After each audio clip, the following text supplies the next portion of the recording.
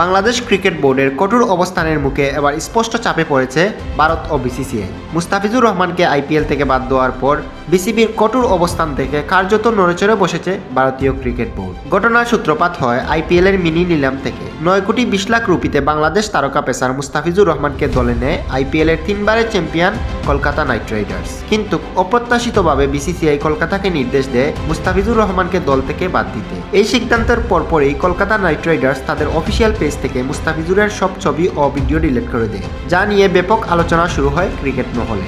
এই ঘটনার সঙ্গে সঙ্গেই কঠোর অবস্থান নেয় বাংলাদেশ ক্রিকেট বোর্ড। বিসিবি সাফ জানিয়ে দেয়, যে দেশে একজন আন্তর্জাতিক ক্রিকেটারের নিরাপত্তা নিশ্চিত করা যায় না, সে দেশে পুরো দল নিয়ে বিশ্বকাপ খেলা বিপজ্জনক।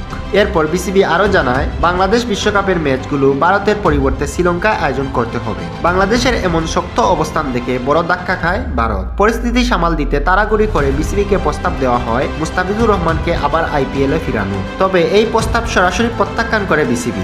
বিসিসিআই এই প্রস্তাব আসার আগে বিসিবি তাদের কঠোর অবস্থান স্পষ্ট করে দিয়েছিল, কিন্তু বিসিসিআই সম্ভবত সেটি মেনে নিতে পারেনি। তাই মুস্তাফিজকে আইপিএল থেকে বাদ দেওয়ার পর আবারও ফিরিয়ে আনার প্রস্তাব দেয়। মুস্তাফিজ আইপিএলে না থাকায় এর মধ্যে ভারতীয় গণমাধ্যমে শুরু হয় তীব্র সমালোচনা। কারণ মুস্তাফিজ আইপিএল খেললে বাংলাদেশের বিশাল জনগোষ্ঠীর সমর্থন পাওয়া যায়, যার ফলে সম্প্রচার ও বাণিজ্যিক দিক থেকে বড় লাভ হয় ভারতের। বিশেষজ্ঞদের মতে এই হুটকারী সিদ্ধান্তের ফলে ভারত বিশ্বকাপ ভেন্যু হিসাবে বাংলাদেশের গ্রহণযোগ্যতা হারানোর ঝুঁকিতেও পড়েছে।